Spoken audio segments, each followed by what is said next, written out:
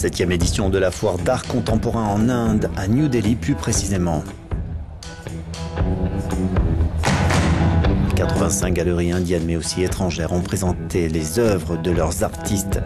80 000 personnes les ont découvertes et visiblement appréciées. La foire a enregistré une augmentation de 25% des ventes par rapport à l'édition précédente, même si le public était plus clairsemé. Parmi les artistes, Nandita Kumar a présenté une imprimante de lettres d'amour. Explication.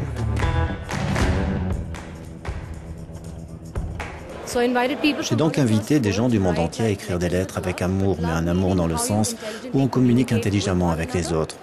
Il s'agit d'une conscience émotionnelle et de langage, de l'utilisation du langage. Donc, ce que vous voyez maintenant, c'est une machine qui imite toutes ces écritures manuscrites. Et chaque fois que la machine tombe sur une écriture plus compliquée, elle doit s'arrêter, réfléchir, et ce processus de réflexion est enregistré avec les stylos qui coulent sur le papier.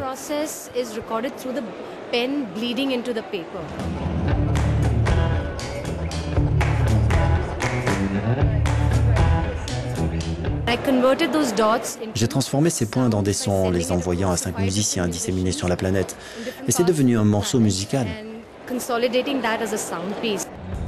Threshold into a Dream est une maquette en bois de la gare Victoria de Bombay.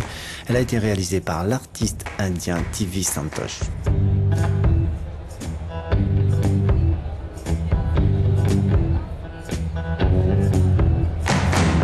L'américaine Clara Brinkerhoff était à la foire pour présenter ses obsessions créatrices à base de pan.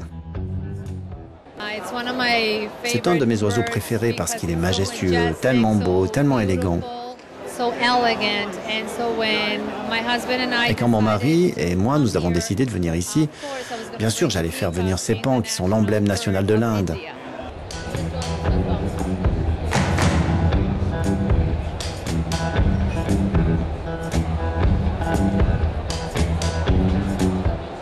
C'est la première fois que je suis ici en Inde et donc la première fois dans cette foire.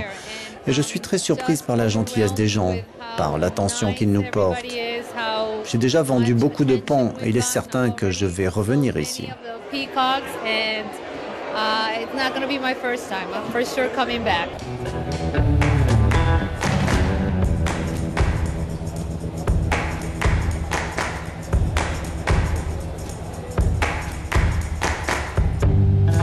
Connu pour ses mélanges des supports, Krishna Murari, l'artiste, présente cette statue d'une femme noire avec un code-barre sur la jambe et une boîte sur la tête.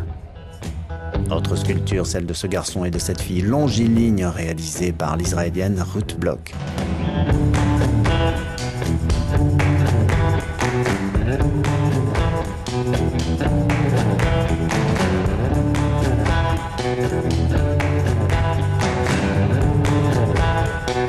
La foire propose aussi pour les néophytes en art contemporain des parcours dotés de guides et d'experts qui permettent peut-être de voir l'invisible, sans parler du sens d'un art souvent considéré comme hermétique.